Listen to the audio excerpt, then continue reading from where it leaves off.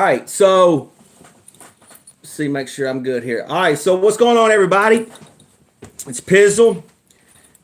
I'm back on cam, and I'm back on cam for a very, very special guest. I wanted to do something with this guy for quite some time, and I'm happy that he's been able to join me tonight. Ladies and gentlemen, a man that needs no introduction, Mr. Chuck Knox. Chuck, what's going on, my man? What's going on, brother? Pleasure to be here. Long overdue. Absolutely, it is long overdue. So, for those that don't know, because believe it or not, Chuck, I put it in my community notes about that you were coming on. There were actually some people that didn't know who you were, and I couldn't believe that, because if they're a Giants fan, they got no business not knowing who you are. But just kind of tell everybody about your channel.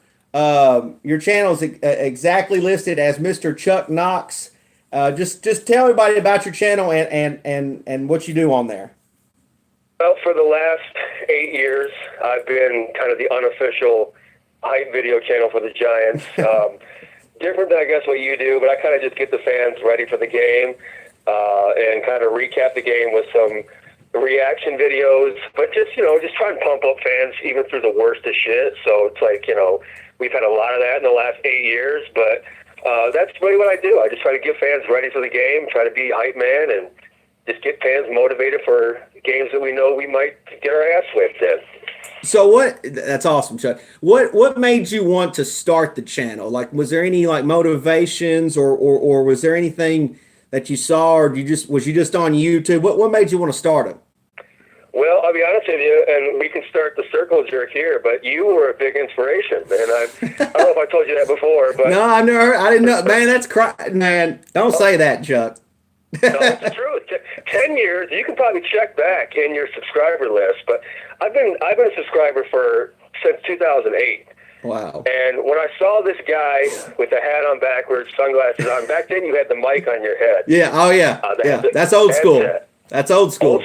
Old school cop is when I saw this guy with this southern accent, and I thought, man, this guy is like a southern Ric Flair, talking all the shit that I want to hear, and he's a Giants fan. Wow. So you were a major inspiration for what I ended up doing, but during that 2011 run, I just was, each week we kept getting closer and closer and closer, and my son was just watching me go crazy. And at that time, I had no idea how to do video editing. I have a background in audio production, but video editing was not in my wheelhouse at that time. He was like, "Dad, you gotta record your reactions. You gotta get something going," and that's what sparked it. And it's like, since 2011, I've been chasing that feeling of being, capturing that Super Bowl, capturing that winning season. It hasn't happened yet, and I'm sure you feel the same way. It's like that's what you're chasing. You're chasing that dragon. And that's what keeps me coming back every damn year, man. Yeah. Oh man. Well, first of all, I appreciate you saying that. I mean, if I brought Chuck Knox to YouTube, that's probably one of the greatest things I think I've ever done, especially on you. So I mean, I really appreciate you saying that. I don't know how truthful that is, but it's an absolute honor. No, it's 100% truth, brother. 100%. It's an absolute honor for you to say that, because you make some absolutely incredible videos. Now, you probably have a little bit of a copyright issue every now and then, right? All the time, man. I cannot. I don't get monetized. Yeah. When I put stuff on Facebook, I get banned. You know how that goes. You can't make money on YouTube anymore. But to be honest with you, and I get why it's like that, but when you put that with your videos, the way you do it, it's beautiful. It's honestly art. It really is. I appreciate that. I listen to it, and I get jacked up when I watch your videos. Hell, I don't even know what to say. I don't even know what to comment most of the time. Because I watch it, I'm just like, man, I got to go run through a brick wall real fast. Chuck got me fired up. But absolutely, I mean, look, I don't ever stop doing what you're doing, man. It really is art, and I that's awesome. That's awesome that you came on YouTube and you put it out there. And you're right. Hey, look, your audio production is great, man. It really is. Thank you, brother. It's awesome. So have you ever? Now you don't come on camera at all. Have you ever thought about coming on camera or thought about any of that? Or are you just not really wanting to? Because even in your, which by the way, your live game your game reactions that you do with your buddies or whatever, those are great too. But you don't ever come on camera. Or you just don't want to get on camera. Part of that is more so like job reasons. It's not really nothing I couldn't do. Yeah. But honestly, like the whole cam thing, I feel like that's kind of stepping on your guys' toes. That TTC, that whole TTC thing. I came in watching all you guys. Halen 88, rest in peace. EDP, all those guys. Wow. I'm a big fan of all you guys. So I feel like I don't want to get involved in that kind of. I feel like that's your wheelhouse. You know what I mean? I want to do something a little bit different. Mm-hmm. Will I do it down the road? Maybe. We'll see. Yeah. Well, man, the game stuff too. That's great. I love that you incorporated that. I know it seems like you have a Cowboys buddy that you watch games with. I think that's fantastic stuff, man. He's a piece of shit, but it's good. We have a good rapport. All Cowboys fans are a piece of shit. No, and I'll tell you what, man. Sometimes when I watch you go back and forth with these people, it really pisses me off because like they're just so disrespectful. And you get that all the time, but that's why I said to you before, like, it's like, well, you take that heat every week after the loss, you come right back on camera, and I give you a lot of credit for that, man. Hey, it's tough. Hey, people don't respect that a lot. They don't understand that the last thing I want to do is get on camera and talk about a game that was miserable to me. No, because it makes you feel like a joke. It really does. Well, I before the game starts, I mean, what am I supposed to feel? I'm going to feel like we got an opportunity to win the game. Sure, I'm going to be a little biased, but at the end of the day, I'm willing to put my neck out there. And if I look stupid, it is what it is. I mean, this is our team, right? Right. So I don't run, man. You never run. And in a lot of ways, you don't really trash talk anybody, but your videos do have a trash talk feel to them. And in a lot of ways, you could probably feel that too, right? That you make a video and you're like, fuck them up and all this and that, and then it doesn't work out. You kind of feel that too, right? I feel that all the time, especially in these years, where we're 2-8, which has been, the last few years. That's what it's like. And so you feel like it's not a waste. You don't feel like you wasted your time. But the first thing when you got a loss like that, and you know what I'm talking about, is you're going to be bombarded with people that are going to rub your face in the way. And it's like, so what did you want me to say? What did you want me to come out and say? Well, maybe we'll win. I don't believe that. I believe we're going to win every fucking game. Yeah. So I do want to talk about this team, but I want to ask you kind of one more YouTube question. How frustrating, because I know how I feel, but how frustrating is it to you that you probably have all this great content ideas of what awesome things that you could say, awesome things that you could do if only the Giants were winning. How frustrating is that to you that it just seems like year after year now, it's just they have a losing record or they're out of it, so there's no really it's you know what I mean? It's very, there's just not a lot of things that you can do. I mean, how frustrating is that to you? I know you know this, and it's like you don't want to feel ungrateful because the fan base that you've built up, you appreciate every damn fan. Mm-hmm. But when you've made a good video and you know that the eyes, they're not going to be there, the viewership's not going to be there, and it's like a missed opportunity, and you're really just like this slave to this team that's stuck right down the middle right now. Yeah. And as content makers, there's nothing we can do about it. Yeah. But that's just the nature of the beast, man. Oh, absolutely. I mean, I think if the team, was good, or if they were making a big Super Bowl run, your channel definitely would explode. It was. I mean, when I came in 2011, I came in at the right time. Yeah. And that's part of I feel like I'm trying to pull a straight hand sometimes. I think I'm just going to go out when we win, but that's impossible. You have to come back and defend your championship. Oh, yeah. It's happened to me twice. I mean, I was here 07, 08. It was my very first year. I should have left after that because it would have been perfect. Then it happened when they played the Patriots again in the next Super Bowl, 46. Yep. And you feel like after the game's over or after that game or in the offseason, you're like, well, I got to come back and defend it. It's easy to say I'm done. That's why I'm going out. But you want to defend it. You build a fan base of people that want to watch your content. Look, I've tried to leave 15 different times. But people, and the thing about it is a lot of times I wear my heart on my sleeve. The Giants just dragging me through the mud. But I've got great subscribers, and we probably have similar subscribers and viewers, and they're great, man. They're just great when people are, enjoy your work. Well, you've also won over other fans in our division, which is remarkable, really. There are a lot of it is. Chip, I have a lot of there's a lot of Cowboy fans. It's like, hey, I got a jersey for you if you ever want it. I don't even know like who the hell are these other guys that make videos for these other teams. I don't know them.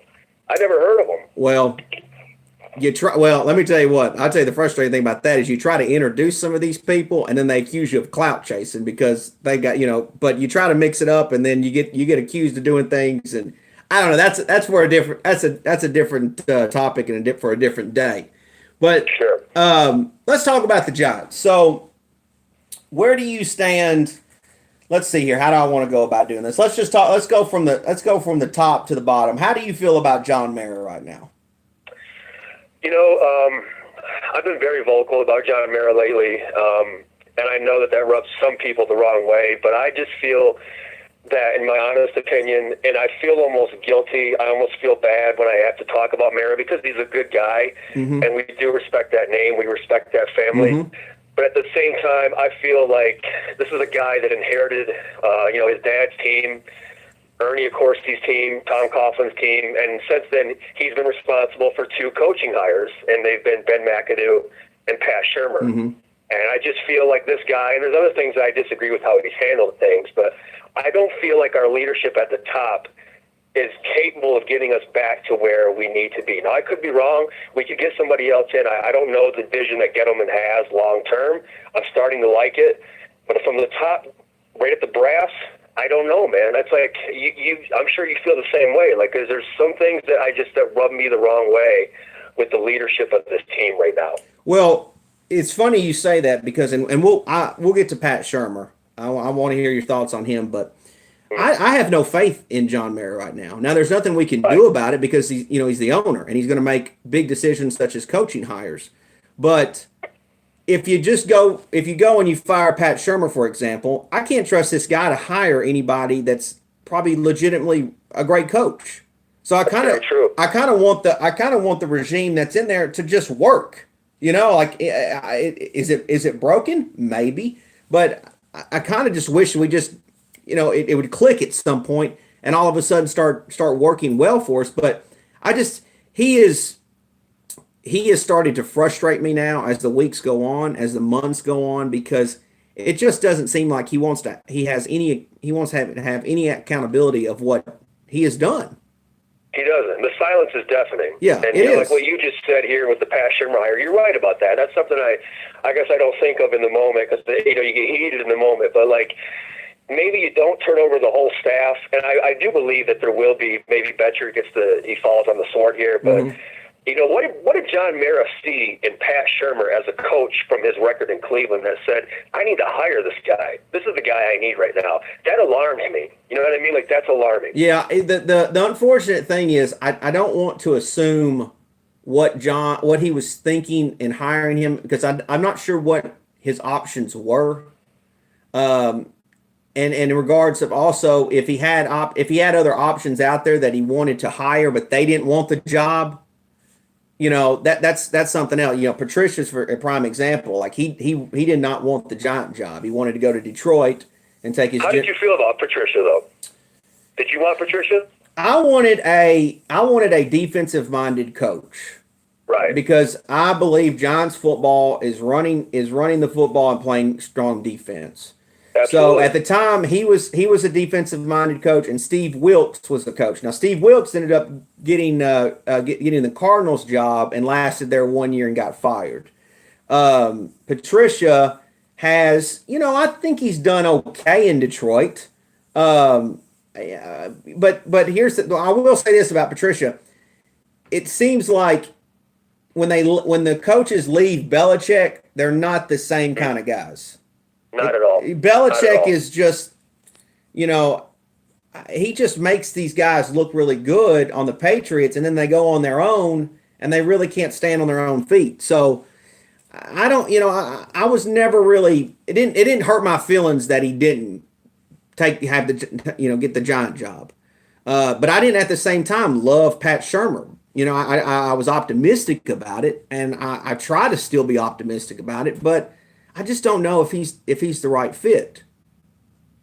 I don't think his. I mean, I would rather see him in a coordinator position, but I just think that his creativity, like his play calling right now, is a real hindrance to this Giants team right now. And I know fans are split down the middle on Pat Shurmur. And it's crazy because when he was with the Vikings calling plays, yes, I don't think that they had they had probably a better offensive line for sure, but talent wise from skill positions, I don't see. I mean, he had Case Keenum as his quarterback.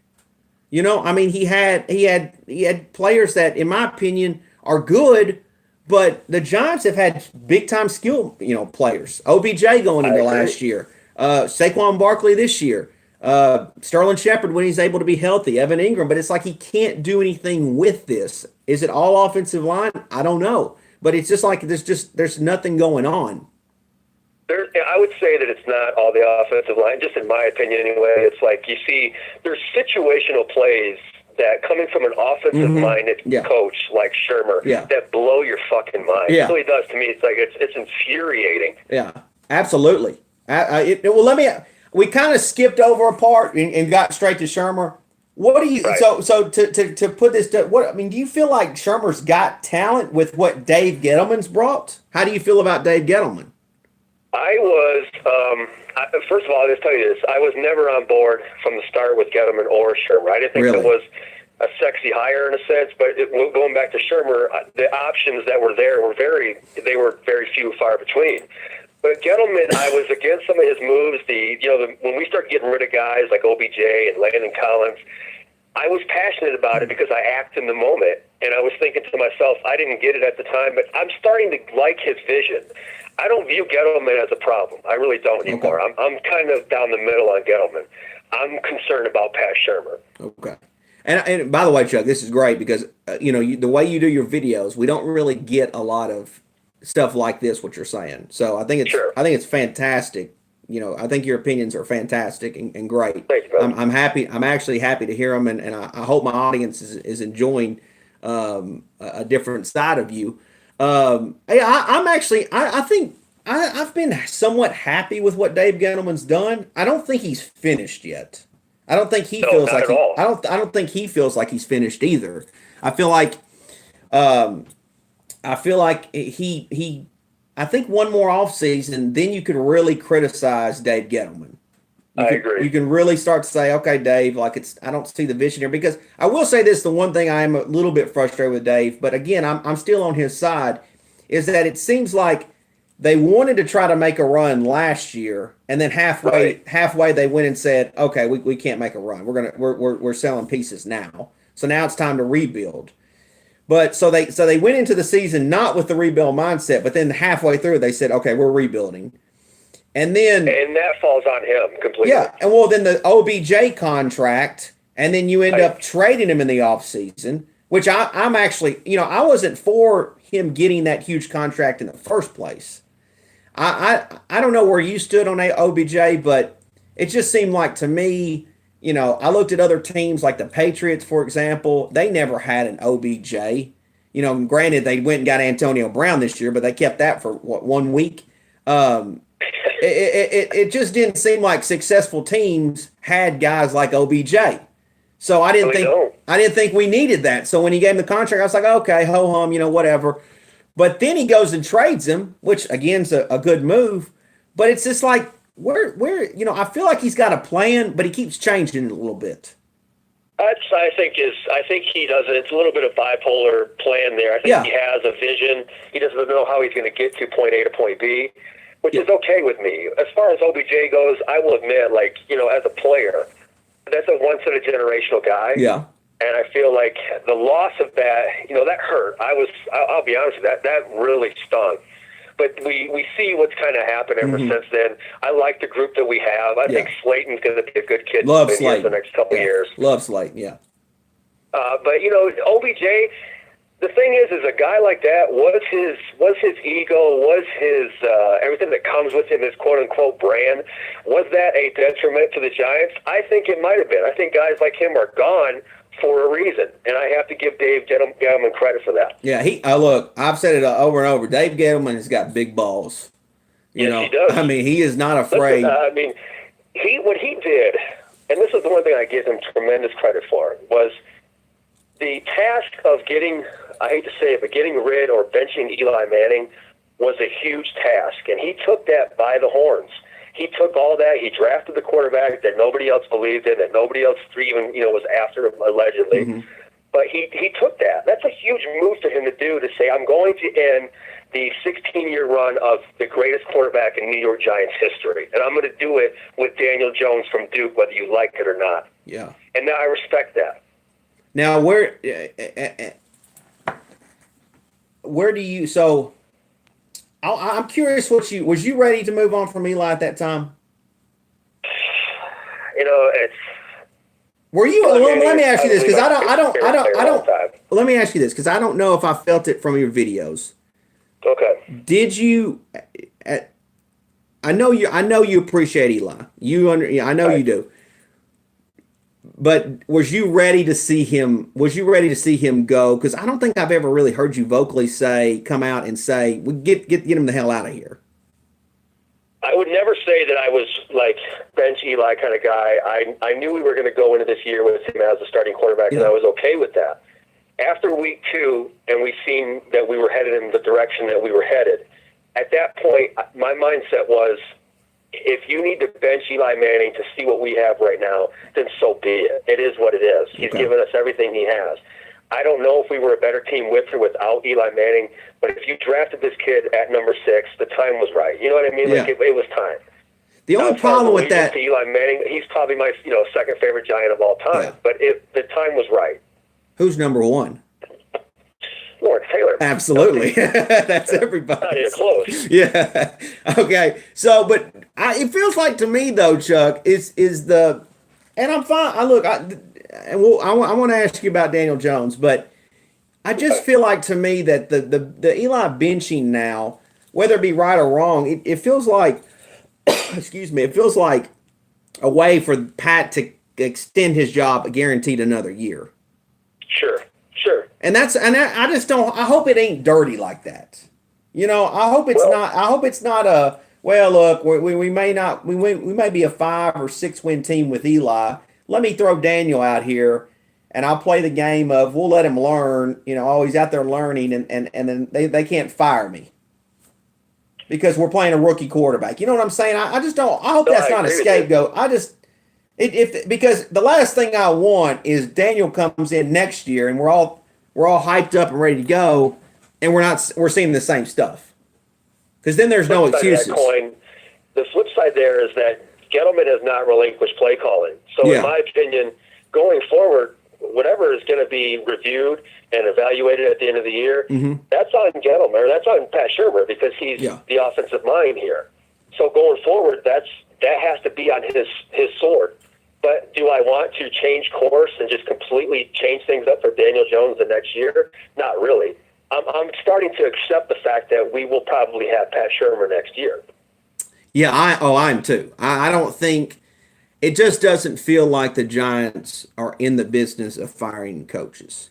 I think I really feel like the reason McAdoo got fired was because of the disaster of benching Eli with Geno. And I think he lost the locker room. And he lost, you're right. And he lost the locker room. But in losing the locker room, he tried to throw Geno out there to prove a point that this is actually Eli's fault. Sure. It's not, and I feel like that was completely done wrong. Probably more so losing the locker room. You're right, but I think the Eli benching had something to do with it as well. Where do you feel like you stand on Daniel Jones at the moment? Are you? Because it feels like to me, I like Daniel, but the honeymoon is a little bit over with, right? I feel like Daniel Jones has not had. I guess I would say he's not had an adequate evaluation, because he hasn't really had all of his weapons. We know the offensive line is a built-in excuse. Yeah. But it is. I do like what I see. I like the toughness. I like the arm accuracy. I hate the fumbles. We all know that. Yes. There's things that he can definitely work on, but it's hard for me to judge a rookie quarterback that was thrown into, really a bad team. I can't really evaluate that through 8 or 9 games already. But I feel like we can start to be a little bit more critical of Daniel Jones. And I will say this, going back to Eli, one thing that really irritated me about Giants fans is the way that they made Eli the scapegoat in the last year, and especially this coming into this season. That was really disastrous for our fan base to act like that. Oh, I think they acted like children. It was disgusting. Yeah, I think they acted like children. I mean, you know that I'm an Eli guy. I mean, I've made 15 videos trying to support Eli, even through hard times. And the biggest thing is, Chuck, and not to make it about myself, but I just felt like there was more problems than just the quarterback position. And 100%. and then when and it kind of feels like to me that the last 6 games have shown that we got more problems than just the quarterback position, because we've 100%. obviously went on a 6-game losing streak, and we're doing it with a different cornerback of Daniel Jones. Now, people say, well, it's just because he's a rookie and he's got to learn, blah blah blah. But what happens when he's not a rookie anymore, and we still got the issues? I do. Go ahead. I do like the fact that Daniel Jones is, I mean, to me anyway, he's carrying this team on his back right now. I know we're losing games, and I know that's going to be put on his record that he's lost 6 games in a row as a starter. But at the same time, it's the way that we're in these games. That's what frustrates me. Is we're in every one of these games by starting out the game giving 3 scores away right off the bat. Yes, you're and that's right. hard for any rookie quarterback with a terrible offensive line to overcome. And on top of that, Chuck, we're not talented enough to come back from those scores. Absolutely not. And that's what's frustrating too. Is you're right. We're in a lot of these games. Even the Patriots game, we're in that. You know, if you want. Oh, that was frustrating. Yeah, we're in that game, but there seems to be a lack of talent that other teams have and that we're missing. I don't blame that on Gettleman. Now, I will say this: the Giants, I believe I saw somewhere that they've played the most rookies out of any other team in all of the NFL. Something about the minutes or something like that. So we've had a lot of inexperience playing this year, and you hope that guys. We are the youngest team in the NFL. Yeah, one of them, if not the most. Well, I know for sure we are one of them. I mean, you got to think that guys like DeAndre Baker. Hopefully Ryan Connolly comes back the same. Dexter Lawrence, obviously Daniel Jones, Darius Slayton. You got to really hope that these guys next year make a big step up and improve on their game even going further. Well, how do you feel about? I love Sterling Shepard. Yes. I fear that he may have a short career because of what's happening with his concussion. Yes. I don't know how you feel about that, but I feel that he needs to be shut down for the rest of the year. Well, the one thing I love about Shepard is he's got that dog in him. Yes. And that dude's not afraid to go over the middle. He's not afraid to bust his butt down the field. And in probably a lot of ways, Chuck, I think he's a hindrance to himself as far as the concussions go, because he's so damn brave. And sometimes, like an old fighter, you got to tell him, look, we got to back off a little bit here. I would be cool with shutting him down for the rest of the year, but the thing about it is, Chuck, is I hate to see the talk right now of shutting down Saquon. Like, no, I hate that. When did we get into? And I'm with you on Shepard, because concussions are something not to be played with. But when did we become an organization of, we'll just shut him down because we'll be much better? Why do Giant fans assume that Saquon's game is already where it needs to be? Because I think Saquon's still learning. Oh, yes. I mean, there's a lot of room for improvement. I mean, he can improve on his blocking. Yeah. And right now he's a victim, obviously, of his offensive line. I don't think he's 100% healthy, but you shut that guy down with everything that's going on right now, that's a hindrance to him. I totally disagree with that.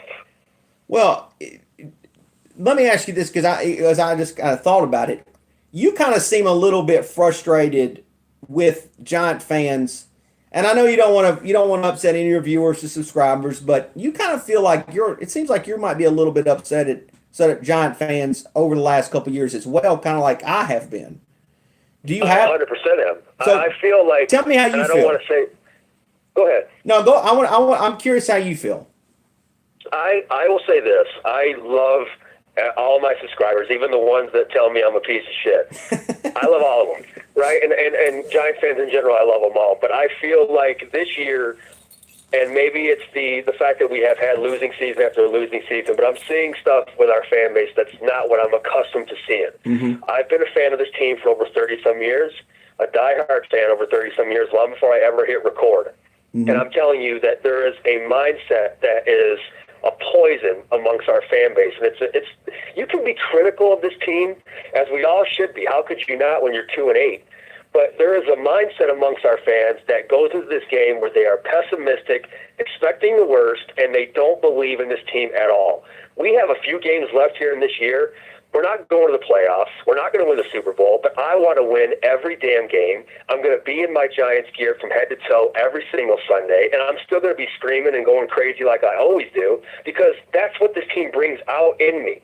And if you can't really go into that, whether we have losing seasons or not, then you're just a spectator to me. You're not a diehard fan. Well, you made a video, I think it was 2 videos back. You talked about the Giants team being soft. Right. Which I agree with that. It doesn't seem like there's any toughness, but it almost seems like the Giant fan base has become soft. Yes. And I don't mean like, I'm not calling any guys out there who are, big dudes or whatever, talking about, you think I'm soft, try me. But that's not what I mean. It's like they're mentally soft, where they've become to this point of, okay, we're not going anywhere. Let's just lose a bunch of games to get a great draft pick. And I understand the draft pick theory, Chuck, but we have to build a winning culture at some point. That's the key. You have to win games. First of all, you have to put that mindset in your players, but you also want to attract free agents to your team. They don't want to see you guys tank just for draft picks. But I'm sure you feel this way too. When you make a post or you make a video, mm-hmm. and you're all gung ho about that Saturday, that Sunday, mm-hmm. and you see these fans, these quote unquote Giants fans that laugh at you, that are laughing. No, I get them. That's the shit that rubs me the wrong way, dude. Dude, I've had them say, "Oh, you're just making Giant fans look bad at this point," and they don't understand that. Number one, I want to see the Giants win every single game they play, no matter the record. Right. I don't care. I don't care about the record. And then on top of that, when they lose a game that's winnable, that I feel like they had a chance, I'm going to be upset about it, period. Sure. It's just the bottom line, because the last thing I like seeing is watching my favorite football team take an ass whooping. I mean, it's miserable. It really is. And especially because I think you feel, a year, man. I think you feel this too. Is the Cowboys is the team that you hate losing to the most? Without a doubt. Yeah. I probably hate Philly fans the most just because they're scumbags in general. But Cowboys as a team, I can't stand it. Yes. You know how that is. Yeah, I mean, look, I want to beat the Cowboys more than anybody. I mean, anybody. I mean, the year we won the Super Bowl in 07-08, when they beat Tony Romo's Dallas Cowboys, and we got T.O. crying about that's my quarterback. Damn it, that was perfect. That was beautiful. I mean, it don't get any better than that, So, they don't realize that, man, you lose those Cowboys games, they're brutal. And it's been, 6 games in a row now? Oh, yeah. 6 times in a row? Yeah, it's crazy. I mean, it's unbelievable that they've. It feels like the mid-'90s again when Emmitt Smith was running wild on Monday Night Football against the Giants with he had collarbone or shoulder injury he had, and he's just out there running wild. Deion Sanders is out there picking us off, taking us to the house. It's miserable times. It is like that, and I will say this, and this is not a knock on the Cowboys. I do think they're obviously the class of a really bad division, mm-hmm. and I think they're obviously a better team than we are. You have to admit that, but I will say that this team has not beat anybody over 500. And, of course, Cowboy fans think their first preseason win, they're going to the Super Bowl. They're in for a reality check as well. Let's be real. They're in for a reality check coming forward. I will give credit to Dak. He's impressed me this year. But my thing is, going forward, I don't think we're that far behind, man. I don't think that we're that far behind either of these teams in front of us right now. And notice in this conversation, we haven't brought up the Redskins at all because they're extremely irrelevant. No, Chuck, I don't think we are either. I just think that we're missing a little bit of talent. Now, the Giant fans who I, again, consider a little softer, they'll say, okay, you want talent? Let's get a better draft pick. I get that mindset. Sure. But, again, we still have to build a winning culture at some point. We can't just keep losing every game that we practically play. Well, as far as that goes, man, real quickly, it's getting the good draft pick. That's not worked out for a lot of teams. Ask Cleveland what it's like to get the #1 draft pick for 20 years in a row. Ask them what that feels like. Oh, absolutely. Well, I think a lot of the issues that we've had over the last couple of years has just been, maybe a little bit. I don't think Jerry Reese drafted all that great there at the end. No. And at the same time, we didn't make very good free agent signings. No, horrible. Yeah, horrible. Free agent signings. So where do you stand on some of these rookies, for example, or even the last couple of years with Dave Gettleman? So I'll give you an example. Like I've been on the Darius Slayton train, and I was on the Lorenzo Carter train going into this year, but I'm jumping off. I mean, he just seems like he's a ghost out there. Where do you stand on some of these younger guys? I mean, what's your thoughts on them? Is there some players that you love, maybe you're not loving, or even it doesn't even have to be those guys. I mean, anybody in general, just any player in general. I would say some of the guys that stand out to me that I really like. I like Tomlinson on the line, Lawrence, and I like. We'll see what happens with Connolly going forward. That injury was unfortunate. Sucks. You never know how they're going to come back from an ACL. No, and he showed so much fire before that happened. And then you got these guys that are sprinkled out in the secondary. Baker's had a rough rookie year. We haven't seen Love yet, so I don't really know. The jury's still out there. I like Hernandez a lot on the offensive line, but honestly, that's the only guy I could tell you that I really like. And, of course, Slayton. And the problem with Ingram is here's a guy that's more of a finesse receiver. We still need, a big body tight end. Going forward, and obviously Ingram can't stay healthy. That's another major problem. Yeah. But those are guys that Gettleman that stand out to me that he did the right move on. Those are guys that I think you can build a team around if they stay healthy and you have a productive free agency. Yeah, I mean, do you? Let me ask you to go. You didn't mention it. Do you feel like the Giants should definitely, maybe in the offseason, maybe you like a guy should address a potential quality backup running back to go with Saquon? Or do you like Gallman? How do you feel about Gallman? Well, I mean, I sometimes I'm lukewarm on him. I mean, sometimes I love him, and sometimes I just don't know. I don't know what to think, because to me, Giants football. Even our recent Super Bowl. I mean, we had quality. I mean, going back to even when we weren't winning Super Bowls with like Tiki Barber and Ron Dane, for example. Now Tiki was way better than Ron Dane, but my point here is we had options there. I mean, Ahmad Bradshaw, Brandon Jacobs. I mean, just Lord, those three guys of that team. So So to me, I can't see. I love Saquon, and we spent a #2 overall draft pick on him, but we got to have more options back there in a running back to take some of the blow off of him. I agree. I think that Dave's mindset, he always talks about the big guys up front. I think he will continue to build those big guys, both offensive line and defensive line.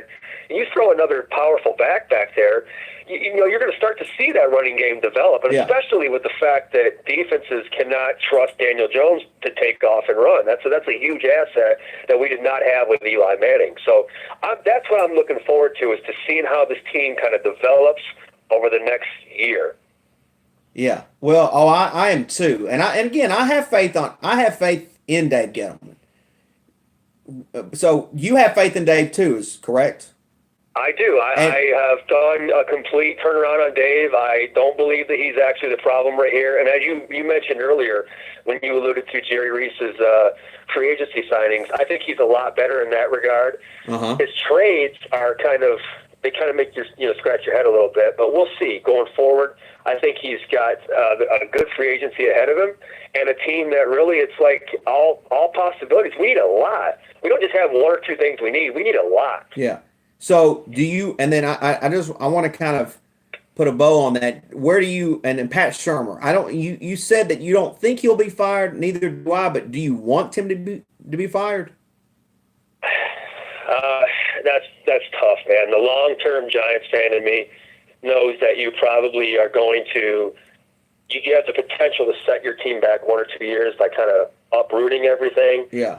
the emotional fan in me, the common sense fan in me knows that he's probably not the right guy for the job. But if he was back next year, I would be okay with it if we had a productive offseason. Yes. Well, I mean, the thing about it is and granted, I don't know how talented his Cleveland team was. I know that last year they went from we're making a push to we're rebuilding, and then this year we had I just don't know where if Pat Shurmur is a winning football coach. You're right. From a coordinator standpoint, he can get the job done. He's proven that, but he hasn't proven yet that he can be a head coach in the National Football League.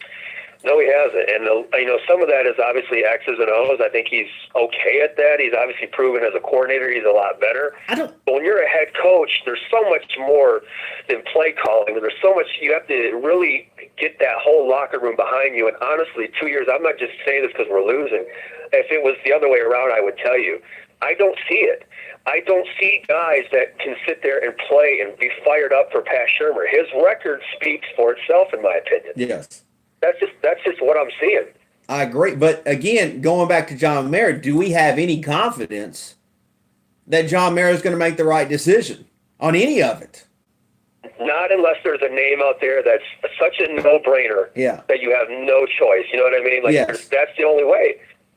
But I don't even know if that's even possible. I saw the other day, and I'd love to entertain this, but there's some Giant fans out there that really believe, Chuck, that Bill Belichick is going to come coach his team at some point. Well, let me tell you, I'm one of them. I don't come here, but every night I go to bed thinking that I hope to fucking God that happens.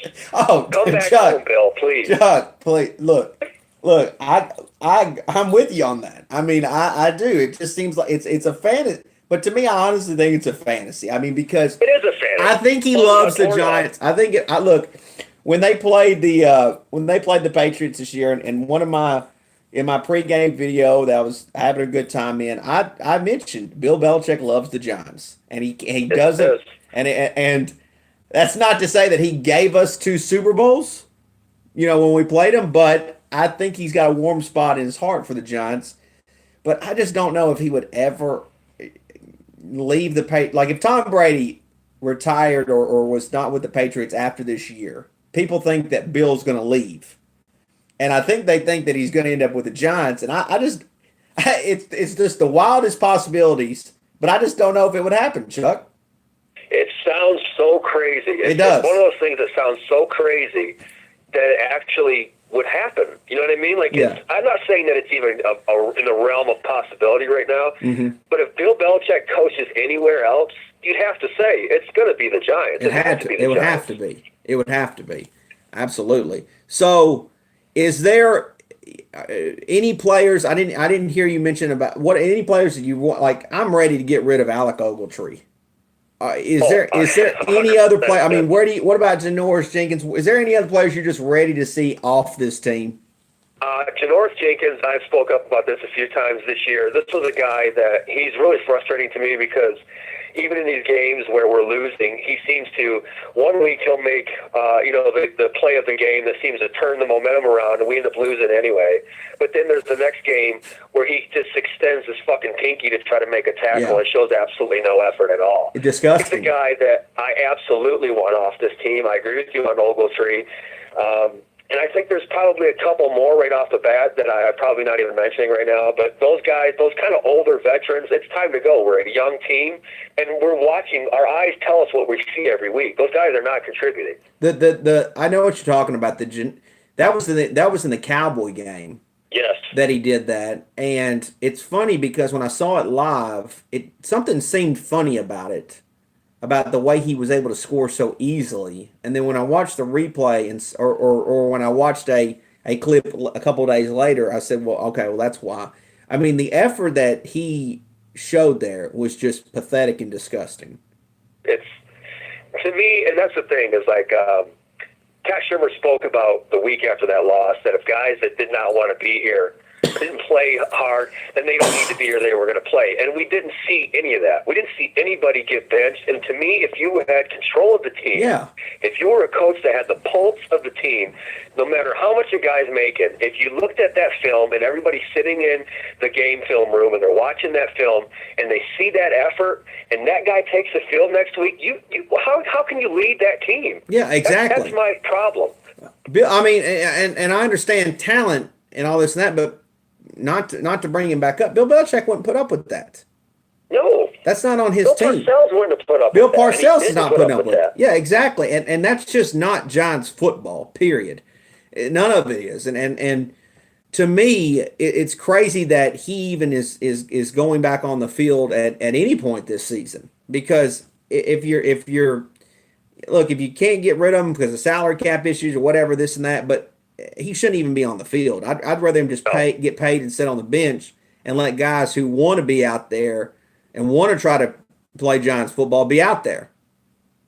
I'm right there with you, man. It's frustrating because, like I said, there's games where he does make a play, and I applaud those plays. I applaud the fact that he can bring the team back up with momentum, but it doesn't outweigh, to me, the bad that we're seeing. And a guy like that should not be on the field. He's a detriment to your team. And I often wonder, do guys feed off that bad energy? You know what I mean?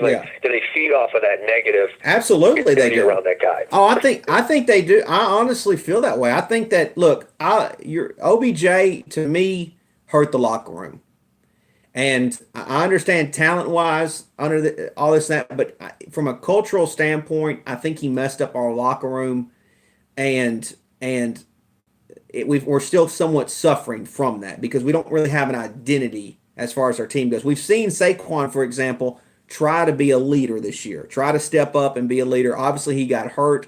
We see Daniel Jones, and Daniel Jones seems like he's going to be a little bit like Eli, where he's not going to do a lot of talking. He's just going to he's going to play, and he's going to let his game speak for himself. So we still, kind of those Antonio Pierce days, we still lack leadership, especially on that defense. Sure. And to me, that's alarming. Yeah, that's alarming going forward. It hurts. Yeah, it hurts big time because we're not seeing any. And a guy like Janoris Jenkins, for example, that should be a leader, a veteran guy who should be a leader. Instead, we're getting pinky tackles. From a guy that's making too much money. Making too much money. Issue. Exactly. So, Chuck, let's try to wrap this up in a good way. Okay. Give me some. Give me your favorite Giants game. Do you have a favorite Giants game?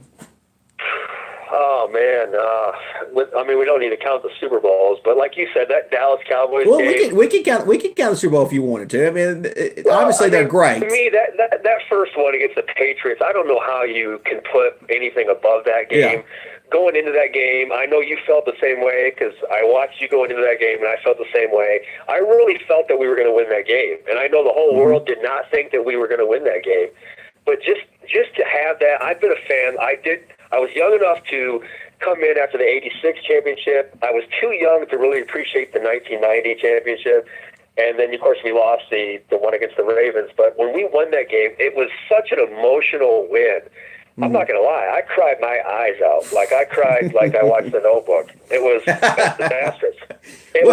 It was so just the overwhelming feeling that we won against a team that nobody could beat, that nobody gave us a chance with, and especially for those of us that have been ride or die with Eli, for this kid to go through everything he went through and to defeat Tom Brady at the Super Bowl, I don't know how you can go anywhere else than that. Well, I know that game in particular because of the way they played him in Week 17 that year. Yes. I said, well, man, they can compete with this team. I mean, are they going to win? We'll see. But I know they can compete.